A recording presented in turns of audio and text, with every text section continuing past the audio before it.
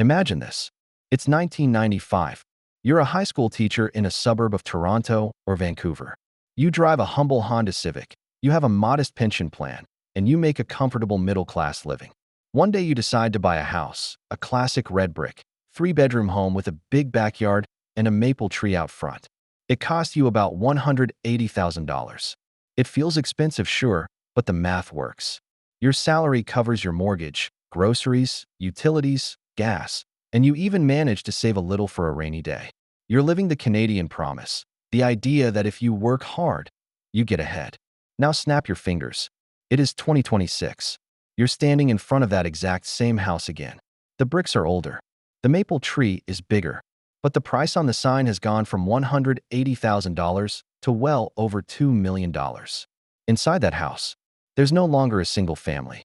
The basement is rented to 3 international students sleeping on mattresses on the floor. The main floor is occupied by a young professional couple, both making 6 figures, drowning in so much debt they're terrified to have children. They are the same people as that teacher in 1995. They did everything right. They followed the rules. But the game changed. What we are looking at is a crime scene with no blood and no yellow tape. Just a polite, smiling country that has quietly decided to eat its own young. If you're under 40 in Canada, you are not lazy. You're not crazy.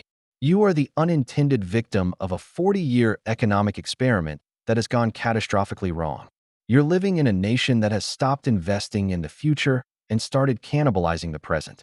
Today, we're going to strip back the polite veneer of Canadian society, look at the math the newscasters gloss over, and reveal the hidden mechanisms that turned AG7 industrial power into effectively a giant real estate hedge fund with a flag. This is the story of how the Canadian dream became a lucid nightmare. Let's begin with a fundamental shift in what it even means to be rich. In the 20th century, a rich country was a country that made things. It was a place where productivity grew, so wages grew, and growth in output translated directly into rising standards of living. New factories, new industries, and new technologies drove real income gains. In the 21st century, however, Canada gradually decided it would stop being a factory and start being a casino. That's not metaphor. It's economic reality. Productivity growth in Canada has faltered for decades. According to the OECD, Canada continues to face structural economic challenges, including weak productivity, high household debt, and low housing affordability, problems the survey dubs part of the country's economic DNA. When measured against its peers, Canada's productivity record has deteriorated over time such that, from 2014 to 2022, the country saw one of the lowest growth rates in GDP per person among advanced nations. And despite projected overall GDP growth, productivity prospects remain subdued, meaning that the output generated per worker has lagged, even as headline GDP figures tick upward. This is the first part of the trap. When productivity stagnates, wages don't keep pace with costs. Workers feel poorer even as more money flows through the economy. At the same time, another structural shift was quietly taking place. Housing became the engine of perceived wealth. After the global financial crisis of 2008, when housing bubbles burst everywhere else, Canada's did not. Policymakers congratulated themselves for banking stability. But in doing so, they missed the fact that the bubble was the problem, not the solution. Instead of addressing the underlying imbalance, interest rates were cut to near zero and kept there. This invited global capital to park itself in Canadian real estate. Combined with historically low borrowing costs and a trade environment that discouraged productive investment, housing became the main vehicle for gains in wealth. Over time, owning land and property produced far higher returns than creating anything new, and crucially, those returns were tax-free in many cases when realized through capital gains upon sale. This structural shift encouraged asset speculation rather than production. Why invest tens of millions of dollars in a new factory, a software startup, or a research lab when you could buy a patch of land in a major city and watch its price soar? Canadian housing price data shows just how dramatic this shift has been. By 2023, residential property in Canada was valued at an astonishing 3.1 times the size of the entire economy, a ratio that put the country at the highest risk of mortgage defaults among advanced economies. And with real estate viewed as a sure bet, The message sent to the broader economy was clear: labor is for losers, asset ownership is king.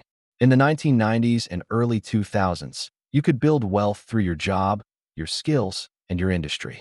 By the 2010s and 2020s, you could build wealth by owning land and watching global capital push prices upward, often with minimal investment and exposure to risk. This had dramatic consequences for those who didn't already own assets. If you grew up renting, or if your parents didn't own substantial property in 2005, you were immediately behind the starting line. The ladder had been pulled up. The only way onto it was to have capital, not just labor. This is why first-time buyers in major cities like Toronto and Vancouver now often don't achieve ownership until their late 30s, a decade and a half later than a generation ago. When someone's first major financial goal becomes securing a roof over their head, everything else, having children, starting a business, taking entrepreneurial risk, is compromised. In Canada's case, the lived reality is stark. The total fertility rate, the number of children born per woman, has fallen to near record lows, dipping around 1.25 children per woman in recent years, far below the 2.1 replacement rate that sustains a stable population. This demographic shift looms large because it doesn't just affect schools and daycare, it affects the very tax base that funds public services like healthcare and pensions. The demographic trend intersects with economic reality in dangerous ways. For decades, Canada experienced robust immigration, sometimes making headlines for record levels of inflows, including large numbers of international students and temporary residents. High immigration helped prop up GDP growth by adding more people to the economy, but it masked the fact that per capita economic output, the productivity of average individuals, was lagging. What looked like growth on paper was largely population growth, not growth in output per worker. Economists refer to this as capital dilution. The pie gets slightly bigger, but the number of forks at the table increases faster than the pie does. And while immigration brings many social and cultural benefits, an influx of people without commensurate housing supply, infrastructure investment, or productivity improvements has intensified housing demand, fueling prices and rents beyond what wages can support. This is not a condemnation of immigrants. Rather, it highlights a policy failure where population targets were not integrated with housing, infrastructure, and economic strategy. This brings us back to the concept of a casino economy. When real estate becomes the principal asset class driving wealth, and when the financial incentives of owning property far outweigh the incentives of innovating and producing, a feedback loop emerges. Asset prices rise, owners get wealthier, demand for housing increases further, and workers who don't own assets see their purchasing power erode. Over time, an economy structured this way becomes dependent on asset appreciation rather than productivity growth. High housing prices become a hedge, not only for individuals, but for entire pension systems, banks, and even government revenue projections. This makes correcting the problem politically toxic and economically fraught. Companies facing this environment make decisions accordingly. Rather than investing in high-risk, high-reward innovation, software startups, advanced manufacturing, biotech, capital flows instead toward land and financial products tied to property.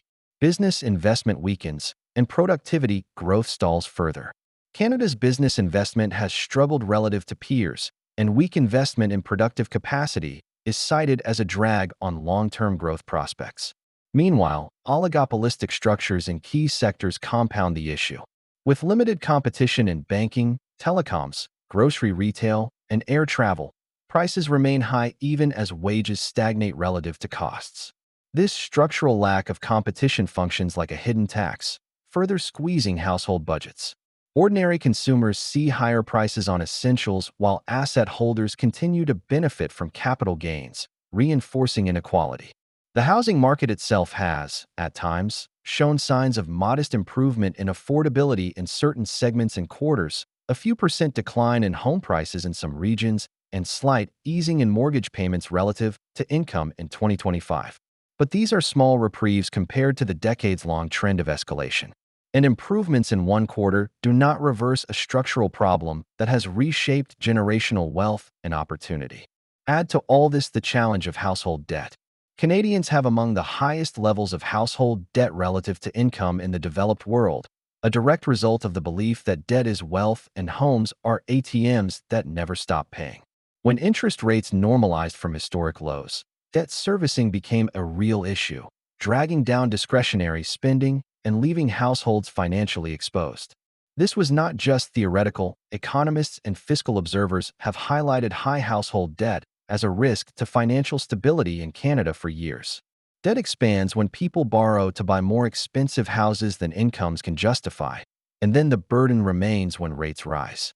Many Canadians now find themselves making mortgage payments that barely cover interest, a phenomenon known as negative amortization. This means homeowners can see their debt grow even as they make monthly payments, effectively becoming debt slaves. There are no dramatic crash scenes, just slow attrition of financial flexibility. At the same time, policy responses have been piecemeal. Governments, wary of triggering a broad economic downturn, are reluctant to allow housing prices to correct significantly. The housing and construction sectors contribute a large share to GDP and labor markets, and a sudden collapse would ripple through pensions, banking, consumer spending, and government revenue. So policymakers face a perverse incentive: keep prices high to avoid a crash, or allow them to fall and risk broader economic contraction. The unattractive conclusion becomes to prop up the bubble, sacrificing long-term sustainability for short-term stability. The consequence of these structural forces is that many of the most talented young Canadians are looking elsewhere. Skilled engineers, doctors, software developers, and tradespeople increasingly compare life options with countries like the United States, where housing is more affordable in many regions, wages can be higher, and opportunities for career advancement feel more attainable. This brain drain exacerbates the stagnant growth dynamic. As the tax base erodes, governments respond with higher taxes on those who remain, pushing more to leave. All of this, weak productivity, stagnant wages, skyrocketing asset prices, demographic decline, and high household debt, adds up to a phenomenon economists describe as the Great Deleveling. You are not alone in feeling economic pressure. You are living through a structural shift where the old narrative of middle-class prosperity has given way to something much more fragile, a system where asset ownership, not labor or innovation, determines economic security. So what does this leave Canada with? Politicians who talk about GDP growth, but growth that means little when it's driven by population increases financed through debt rather than productivity gains. An aging population that will require increasing public spending on healthcare and pensions, financed by a shrinking workforce. Every year, fewer births signal a demographic shift that undermines long-term fiscal sustainability, a reality masked by headline population growth that until recently was fueled by immigration rather than births. This is why you feel poor in a country that is still technically wealthy. Because in a very real mathematical sense, the system is extracting wealth from the future to pay for the past. Daily living costs, rent, mortgage payments, childcare, student debt, these burdens fall on the young, while the financial gains from decades of asset price inflation accrue disproportionately to older generations and asset holders. And yet, despite these sobering dynamics, the Canadian story is not fatalistic. Structural challenges can be addressed, but only with focused, sometimes painful, choices. Breaking oligopolies and increasing competition in key markets would lower costs on goods and services. Encouraging business investment in productivity-enhancing technologies would help shrink the long-term gap between wages and costs. Most importantly, a bold housing policy that increases supply, reforms zoning, and incentivizes real construction over speculative holding could begin to reduce astronomical prices and restore affordability. There are legislative initiatives aimed at aspects of these problems, from competition policy reforms to targeted housing incentives. But none substitute for a broad, coordinated strategy that aligns population growth with infrastructure, housing supply, and economic output. Canada's institutions, highly skilled workforce, abundant natural resources, and stable political framework remain strengths that can be mobilized with the right policy mix. But these reforms require political courage and societal consensus that transcends generational divides. They require telling the older generation that homes are not retirement funds, they are shelter first, and that economic policy must work for all citizens, not just those with capital already invested. They require telling young people that their future matters and is worth structural change. If the tightness in your chest when you pay rent feels real, it is not in your head. It is in the ledger. You are living through a transformation in how wealth is created, distributed, and stored. The old rich country narrative is now a ghost story, a memory from a time before factories closed and towers went up. The real question now is not when you will buy a home, but what you are willing to do about it. Accept the system as it is, push for change, or move to another system entirely. The Canadian dream isn't dead, but it is translated into new economic realities that demand a reckoning. History doesn't repeat, but it rhymes, and right now, Canada is rhyming with a cautionary tale for the advanced world. When an economy prioritizes financialization and asset price inflation over productivity and inclusive growth, the consequences are not distant headlines. They are lived experiences for millions.